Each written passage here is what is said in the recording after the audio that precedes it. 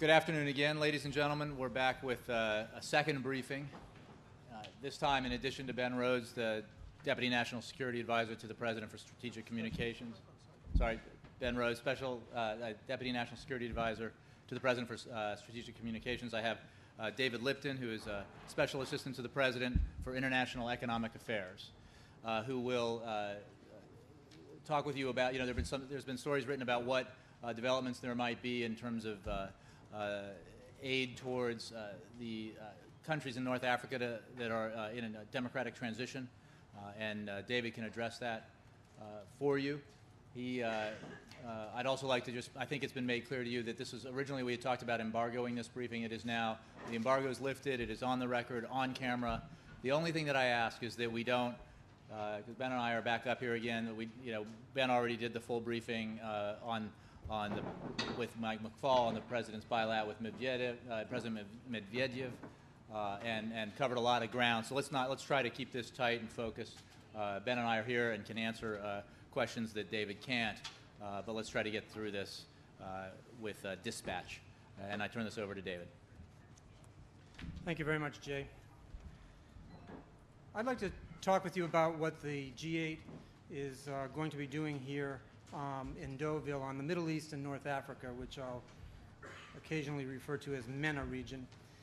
We consider the MENA, the Middle East and North Africa, part of the G8 summit to be a highlight of the summit, something we feel is among the most important things that will be done here. The leaders will begin the discussion of the MENA region at a dinner tonight, speaking among themselves, and then have a session in the morning where they are joined with leaders from the region, including Prime Minister Sharaf from Egypt, Prime Minister El-Sebsi from Tunisia, and Mr. Amr Moussa, who is the head of the Arab League. So they'll have a chance to discuss with those leaders their plans and aspirations for change in their countries, and to discuss ways in which we can be helpful. The President aims to work with his G8 colleagues and the leaders who are coming in to visit here to build on the vision for democratization and economic modernization that in the region that he laid out in his speech on May 19th. The leaders here will discuss both pillars, the political process of supporting democratic transition and governance reforms on the one hand, and the economic framework for generating sustained and inclusive growth. We believe that these two pillars go hand in hand. Without economic modernization, it will be very hard for governments trying to democratize to show people that democracy delivers. And if there's not a process of democratization, it will be very hard for these countries to find in their political systems a way to make the kind of changes that need to be made in their economies in order to deliver economic growth for people. So we have in mind always in our support for the countries in the region, trying to support both activities at the same time. We expect that you will see the G8 leaders commit here to a partnership with these two countries, Egypt and Tunisia, and with other countries in the region who are willing to go down this same path of democratization and economic modernization, as well as with those who want to support these reforms. Some countries outside of the G8, some in the Middle Eastern region, we believe will want to be supportive of all of these changes and reforms. In the partnership, we and our partners will work together to develop an economic agenda to pursue these objectives. And let me talk a little about how we see the challenges that the countries face in the economic area and how the efforts of this partnership, reflecting what the President laid out last week, will be crafted to try to respond to those challenges. In the short run, the task is to support economic stability. These countries all had very positive, these two countries, Egypt and Tunisia, had very positive economic outlooks before the uprisings. These were countries that were growing, these were countries that attracted some foreign direct investment. The growth wasn't satisfactory in that it was not very inclusive, but these were growing countries. But now, through the disruptions that came along with the uprising, with the uncertainties about the future, especially the process of elections that are being crafted in both countries, and with some of the spending that countries are doing to support their populations so that the aspirations of the people are beginning to be taken account of, we're seeing growth slow, budget deficits rise. In the case of Egypt, some foreign exchange reserves being lost. And we and the countries both see the very high priority of keeping the country stable so that the backdrop for democratization is one of economic stability rather than instability and chaos. So we've called upon, and the G8, we expect the G8 to call upon the IMF to respond in helping countries shape a set of economic policies to stave off any of these financial problems. We will call upon the multilateral development banks, the World Bank, the African Development Bank, also to play a role. And we call upon friends in the region to provide finance also to help support stability. Now, while we expect, we believe that the International Monetary Fund and the MDBs will play the principal role in supporting stabilization. That is the typical thing that the IMF does. When a member country in the IMF is having economic problems and is at risk of destabilization, the IMF can be supportive in two ways. They help the country devise budgetary and budgetary policies and policies that affect their trade situation in order to, over time, make sure that there's manageable debt situation, manageable current account imbalances, and stable currencies. And then to support those reformed policies, they provide loans, and we would hope that alongside of the IMF, there would be loans from countries in the region to be supportive of those IMF efforts.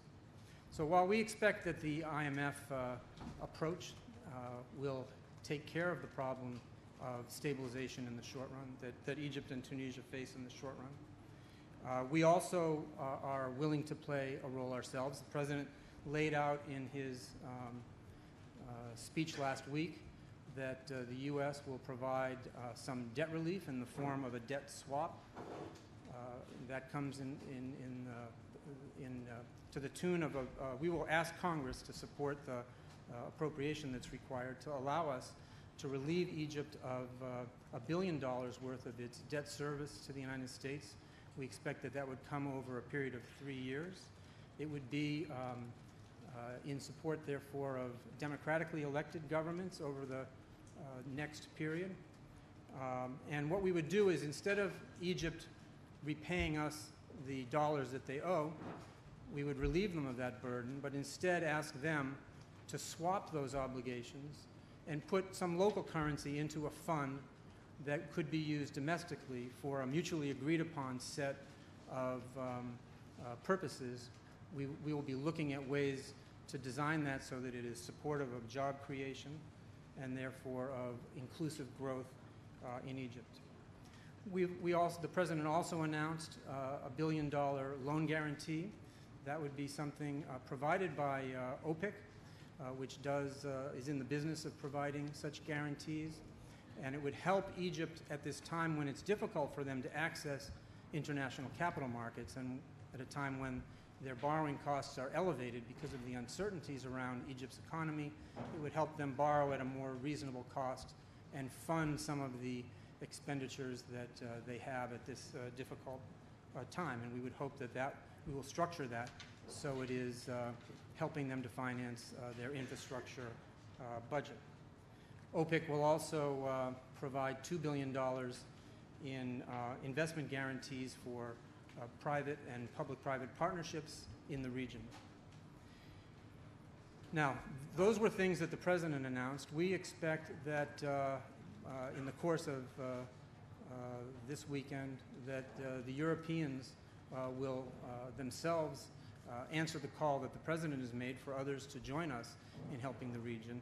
The European Commission launched a new effort yesterday, and I suspect that their leaders will be explaining some of the details of that here in the meetings, where they have said that they will increase their spending over the period 2011 to 2013 in what they call their neighborhood policy, which includes Central Europe and the Mediterranean, by €1.25 billion.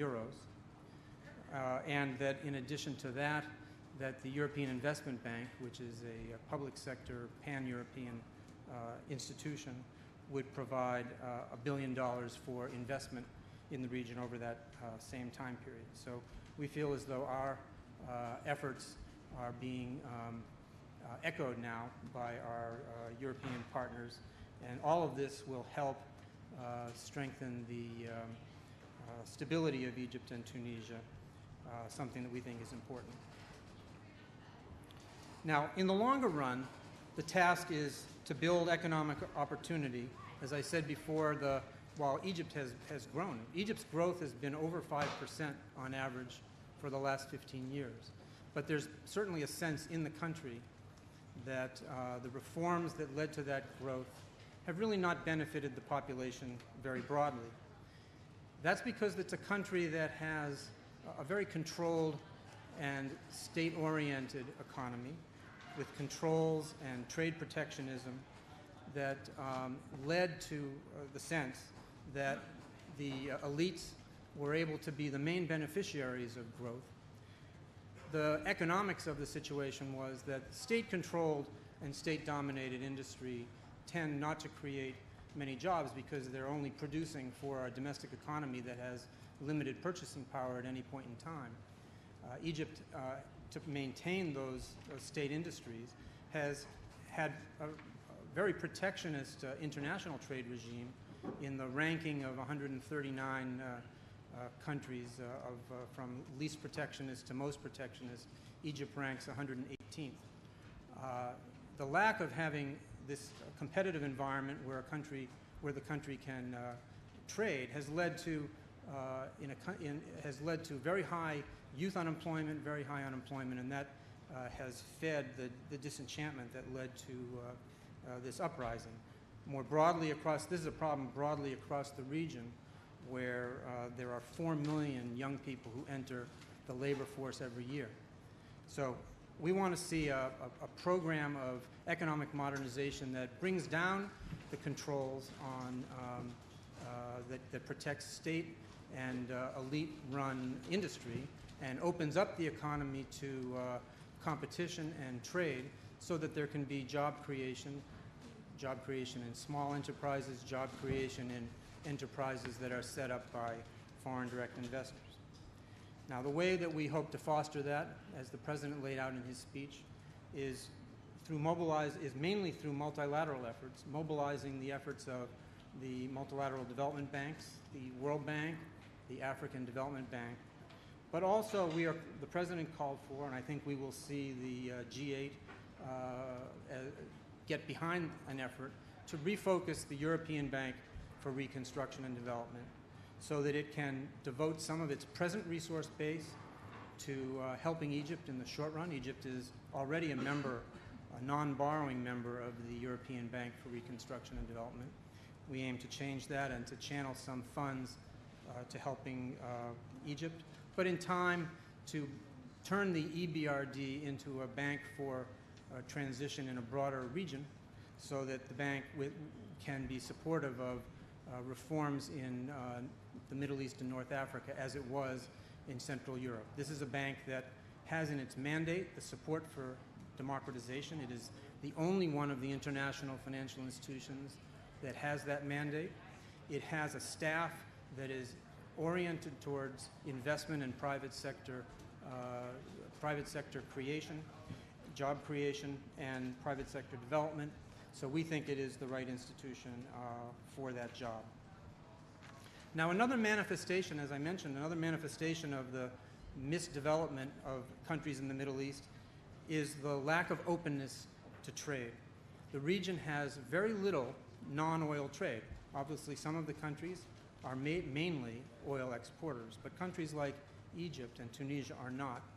When you look across the region, it has the least amount of exports to non-oil exports of any region in the world. In fact, the non-oil exports of this entire region of 20 countries with 400 million people are about the same as the exports of Switzerland, a country of 8 million people.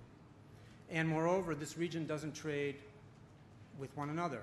There are very rich oil-producing countries who could be buying things from non-oil-producing countries if the two parts of the region were integrated.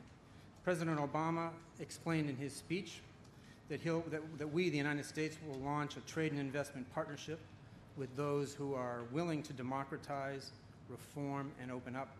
I think you will see, we expect to see the G8 sharing with us this commitment, and the European Union speaking about what it can do in its neighborhood through its neighborhood policies to create a greater integration, or to offer a greater integration between Europe and, in the first instance, Egypt and Tunisia, but in time, countries that are willing to go down the path of democratization and economic modernization.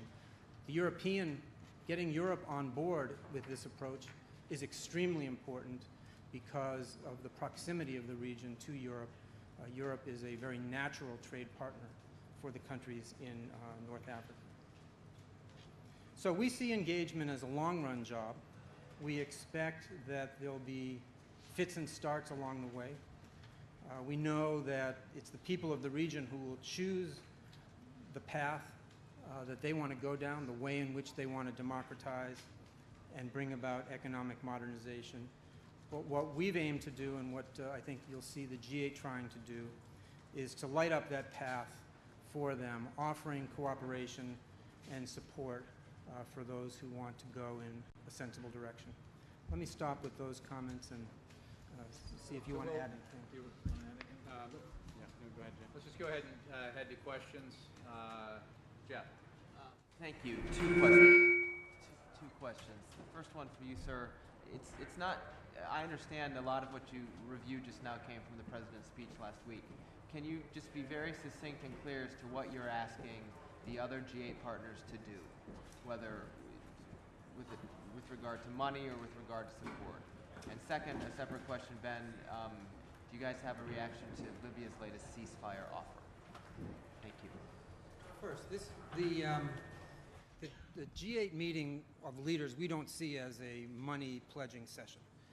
We hope in this encounter, first, when the leaders meet together without the Middle Eastern leaders, to try to get people to share the vision that we have and the approach that we have, which is to understand the emphasis that has to be put on stabilization, to back the IMF providing substantial amounts of money. And you know, the Egyptians are saying they need $12 billion in the first year of their stabilization effort. We don't know if that number's right. That's a number the Egyptians have put forward. But to task the IMF to help Egypt, and if Tunisia wants help too, to help them with strong front-loaded programs of support for reform. We want to see as I said, the other G8 countries join us also in the vision of supporting economic modernization and opening up.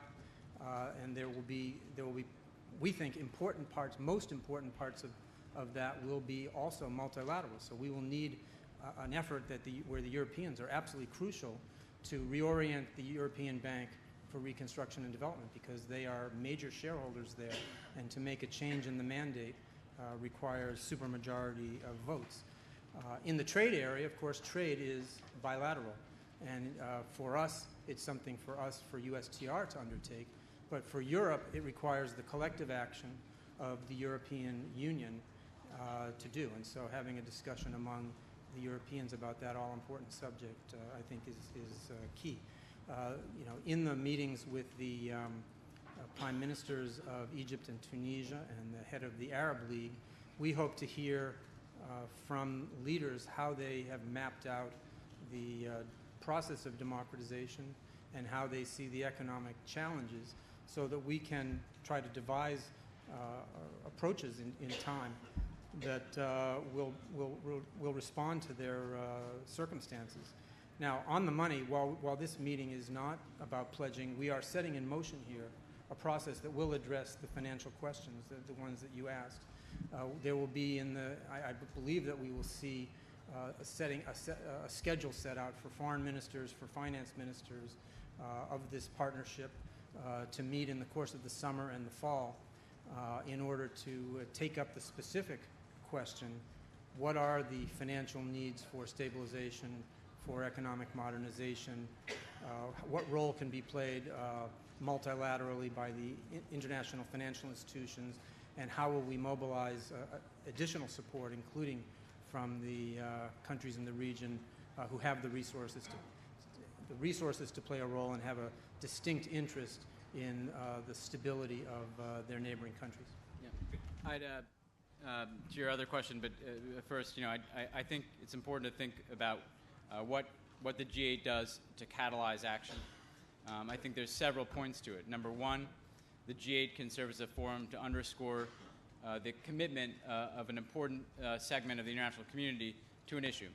We're sending a powerful signal to the region that we can help in this one specific area, economic stabilization and growth, that's going to be fundamental to consolidating democracies. So number one, it's sending that message. Number two, it is catalyzing some action. We announced the $1 billion in debt swaps, the additional investment resources associated with OPIC and other efforts in the President's speech. The European Commission, of course, made the announcements that David referred to around its own commitment of resources. So I think the G8 serves to help catalyze that action and serves as a place for nations to kind of put their commitments on the table, and that's what the U.S. and the Europeans have done here in advance of tomorrow's meetings.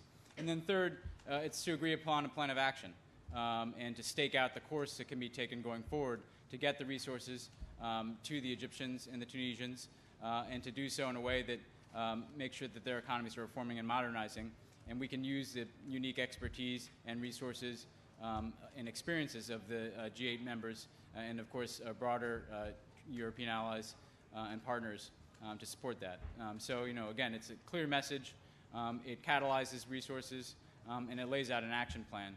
And I think that is going to do a substantial amount to help consolidate democratic gains with economic growth. On the Libya question, we've said repeatedly that proposals from the Gaddafi regime are not credible unless they take actions. They've put forward all kinds of proposals, but we still see their forces again in a mode of attacking population centers. We still see the troops out of the barracks. Again, a proposal itself is not going to cut it.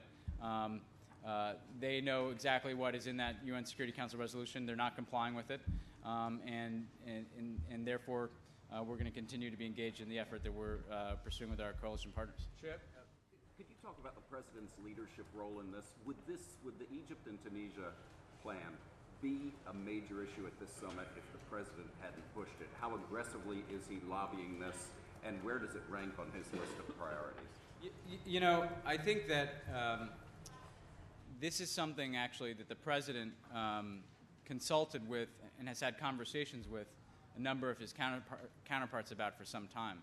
I think that when the president and European leaders began to look at where can we make a difference, we can obviously in the immediate term through tools like sanctions and other means try to affect transitions, but when it comes to investing in democratic success, where can we make a difference?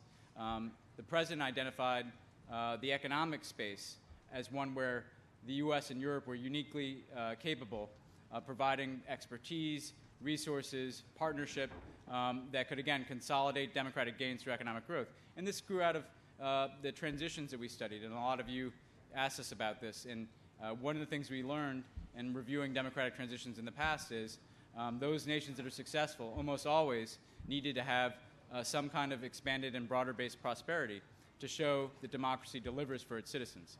So this is something that the President was very focused on as we prepared for both these meetings and the speech he gave. I think a number of other European leaders shared the view as well. It's certainly been the case for the European members of the G8 who are here today. So I think there was a collective recognition. I think what the President also was able to do in advance of the G8 is to put forward in a public way the set of ideas that we think are most important to this, whether it's around debt relief, debt swaps, trade and investment, reorienting some of the resources of the European Reconstruction and Development Bank, and a long-term vision of trade and investment integration in the region with the United States and our European allies. So last week, I think what he did is lay out, here's the path as I see it, here's the vision as I see it, here are the steps the United States is going to put on the table and the commitments that we're going to make, knowing that we're going to be coming together here at the G8 to catalyze this. And in terms of our priorities, the President said it's a top priority in his speech to support the success of democratic change in the region.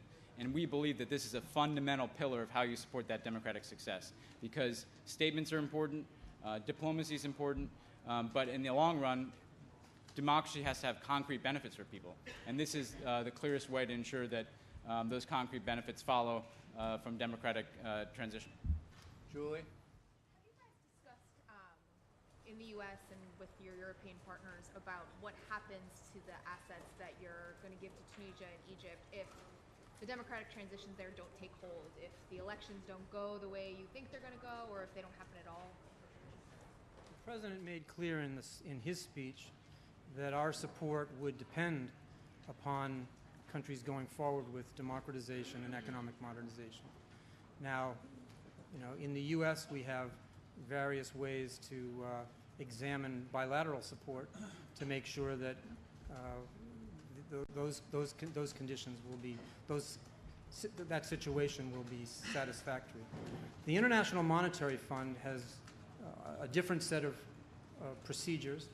They lend in installments as the reforms that they've agreed upon with the country progress. And so, of course, there won't be programs unless there's an agreement on a path forward, and then there won't be a continuation of financial support over time unless there's continued progress along the path. So it's a kind of a graduated approach, help for self-help, calibrated along a path. I'd just say one more thing, Julie, because it's exactly the right question. First, there are the steps that these countries are going to be taking, and again, this type of assistance and these types of programs are meant to reinforce that. But also, it's meant to create an incentive for other countries, right? So if you have governments who are considering democratic reforms, you have citizens who are considering whether to continue to pursue their rights and aspirations. If they can see positive models, it shows that there's an incentive to get behind democracy, that you can have a relationship, a trade and investment relationship, a relationship with the international community that delivers for your citizens if you move to democracy. So it's both a program of support for Egypt and Tunisia, but it's also a message to the broader region that democracy delivers. And then if you pursue that path, there's going to be support on the other end. And that's why I think it's so important to send that signal, because it's relevant not just to those two countries, but to all the countries in the region. Carol? Given the role that you guys are asking the IMF to take in this effort, do you think it's important that the European leadership remains in the IMF? I mean, if the IMF and other European institutions are getting this mandate, does it make sense to say Mexico take over, or do you think that it makes more sense to leave it in European hands? I think, as we've said, it's the best person for the job, and we want someone who's well qualified, ready to meet the challenges that we face, and we're supportive of the IMF's efforts and different nations' efforts to identify that person. And I'll also say, the IMF continues to play a fundamental role here, as an institution that is capable of dealing with this type of fundamental stabilization. But I don't think it would affect the calculus in terms of nationality. Given that in the past some of the G8 countries have failed to meet their stated aid goals to regions like sub-Saharan Africa, is there any concern that this might happen in this instance? I didn't mention it because it's outside of the Middle East North Africa session, but there will be a session on Africa on the second day of the summit, a meeting with a group of African leaders. And in preparation for that session, work has been done on accountability, and for the first time we have paired reports, a report by donor countries, but also a report by African countries that was put together by NEPAD, the group of African countries pursuing development. And I think what you'll see in there, this year's accountability report focuses on global health and food security. And you'll see in there both numbers that show country by country the performance of G8 countries in fulfilling their obligations. And you'll see the aggregate for the G8. The United States, you will see, has done what it said it was going to do. The record more generally is a bit mixed. We certainly aim for this accountability exercise to be one that allows people to see how commitments are carried through, and we think that that's important. Right now we're talking principally, when we talk about the Middle East and North Africa, we're talking principally about multilateral funding, so it wouldn't be quite the same. But certainly we believe that we should be serious about the commitments that we make. They can be conditional, as we were just suggesting, and we think that's appropriate in the case of the Middle East. But we want to see countries follow through. How much of a consensus there is between member states to deal with Syria? And just noticing on the draft communique, it reflects the language of U.S. position a few weeks ago, and it doesn't go as far as calling on Bashar al-Assad to choose between leading a transition or getting out of the way. Well, I wouldn't comment on the communique before it's out, but what I will say is that there is, there's broad agreement certainly among the United States, the European Union, and our European allies about the need to ramp up pressure on Bashar Assad, the need to build out our sanctions, and we've done that alongside the European Union to designate more individuals around Bashar Assad, to designate Bashar Assad himself, as we did recently. And so I think there is a unified position in terms of sending a clear message that, again, if he continues down the path of crackdown, we're going to continue to escalate the pressure that we can apply, particularly through those focused sanctions, and that he has a message. He has a message that he's receiving from his own people, which is he can either lead a democratic transition or he can leave. And so that's certainly the uniform, certainly the view of the United States, and is a position that is held by our European allies in terms of the actions that they've taken on the accountability side and the messages that we've all sent through our words. And it's also served, I think, in some respects to isolate Syria also in some international fora, the Human Rights Council, for instance. So it's something that will be a focus of conversation, I'm sure, at the bilateral with President Sarkozy and in the meetings tomorrow, and then we'll have the communique at the end of the meetings. Let's just do, if I could, just two more, Chuck and Alex. Are you trying to get more support from all of the G8 countries for the president's vision on the Middle East peace process, specifically the 67 borders, sort of hoping for similar statements like you got from Cameron yesterday, one? Two, are you guys going to announce where the U.S. is hosting the G8 before we leave here next year, since it's the U.S. turn? On the first question, we believe it's very important to have those expressions of support. Principally, the most important one out of the box was from the quartet, which is we see as kind of the principal catalyst for international support for peace. the quartet, of course, including our European allies, the United Nations and Russia. And the quartet put out a very strong statement expressing full support for the president's vision as a basis for negotiations. And then coming in behind that, I think Prime Minister Cameron made a very strong statement about the importance of the president's speech and how it is, again, a basis for negotiations. We believe that will be a topic of conversation with President Sarkozy, of course, as well, who's taken an active interest in Middle East peace, and that there'll be discussions kind of on the margins. Middle East peace is not an agenda item at the G8, but so it'll come up in those discussions on the margins. But we think it's important that the international community speak in a very clear way about the path towards peace, about the role that it can play to get the parties back to the table, to address some of the outstanding concerns associated with that effort. And it's certainly going to be something that we build upon from the quartet statement, Prime Minister Cameron's statement, and the discussions we have tomorrow. Alex, what about the Oh, location. We haven't. No, we don't intend to announce that during this summit. Yeah. Alex? Can I clarify the sums that you mentioned? It's about $2 billion for the US, $2 billion for OPEC, a couple of billion from European Commission and the European Bank. Yeah. The president, I got this. The president announced a $1 billion debt swap that will relieve Egypt of $1 billion of debt obligations, a $1 billion loan guarantee program that will be financed by, provided by OPIC, the Overseas Private Investment Corporation.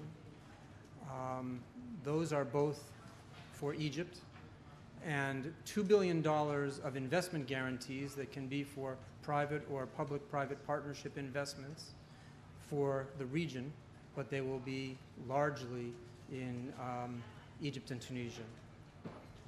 Did you want to talk about the EC numbers as well? Yeah, okay. Then the EC, Lady Ashton made an announcement yesterday that they have a program that is for the neighborhood countries, Central Europe and the Southern Mediterranean, that already had certain amounts of money scheduled for the period 2011 to 2013, and that what they've indicated is an intention to increase that amount by €1.25 billion,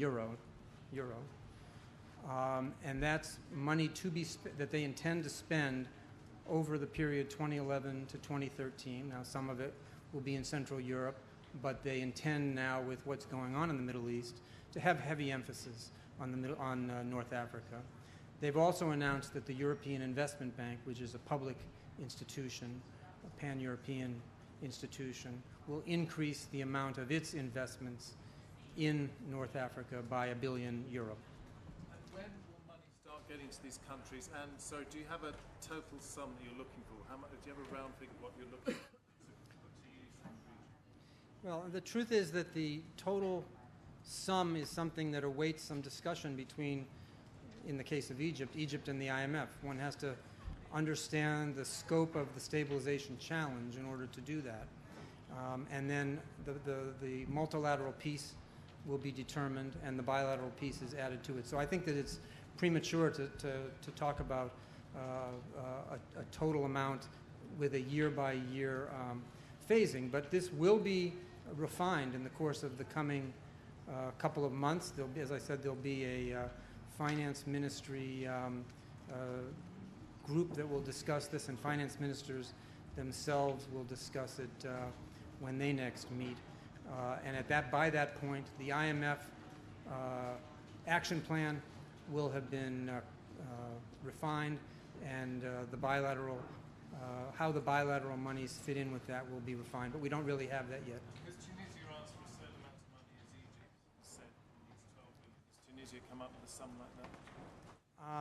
We'll have, I mean, the Tunisian Prime Minister will be here tomorrow. He may, but he has not yet. Thank you all very much.